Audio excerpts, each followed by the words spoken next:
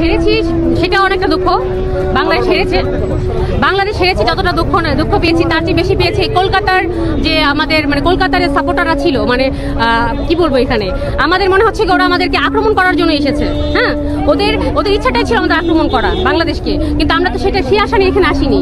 ওরা আমাদের ভাই মনে করেছিলাম, বাট ওরা এত মিসবিহেভ করেছে কলকাতার লোকরা। হ্যাঁ, ওদের সাপোর্টাররা, মানে ওরা তো নেদারল্যান্ডে সাপোর্ট করেছে, বাংলাদেশের এগেইনস্টে ছিল, মানে এত খারাপ বিহেভ করেছে আমাদের বাংলাদেশের যত ইয়েরা ছিল, সমর্থক যারা ছিল সবার সঙ্গে খুবই খারাপ ছিল। এটা খুবই দুঃখজনক, খুবই দুঃখজনক।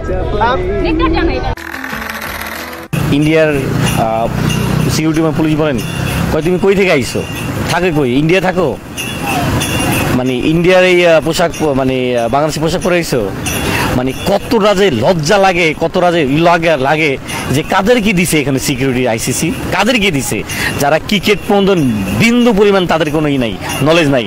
তারা মানে একটা স্টেডিয়ামে না, অনেকগুলো স্টেডিয়ামে, বিশেষ করে প্রশাসনের লোকজন, মানে তারা না ক্রিকেট খেলা দেখে না বুঝে, মানে যখন বলে যে আমি এতটা টাইগার মাস্কট, তারপরে আমি কি ইন্ডিয়ান ওয়ে, কি আমি বাংলাদেশের এইগুলো পড়ে আমু। মনের শিকারী আমরা হয়েছি। আজকেও দেখেন আমাদের সাকিব ভাই কবে স্টেপে লাথি মারছে সেই কথা আজকে আমাদের টিপ্পনি কাটে।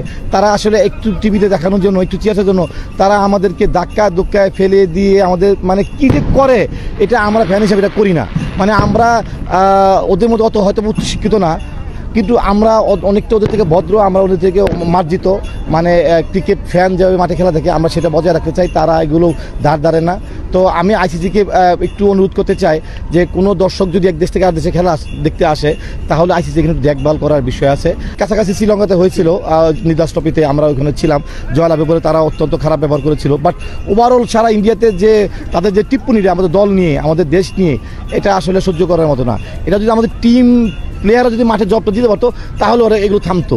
মানে একের পর এক যে ওরা আমাদের যে বাউন্সার দিছে, মানে বিভিন্নভাবে, মানে সেগুলো যদি টিম যদি মাঠে ভালো পারফর্ম করতো, তাহলে এগুলো তারা একাই থেমে যেত। টিম মাঠে খারাপ খেলে ওরা এসে মানে যা ইচ্ছা তাই বলে, আমাদেরকে এগুলো সহ্য করতে হয়। সহ্য করে গেছি দেশের স্বার্থে, দেশের সম্মানের স্বার্থে।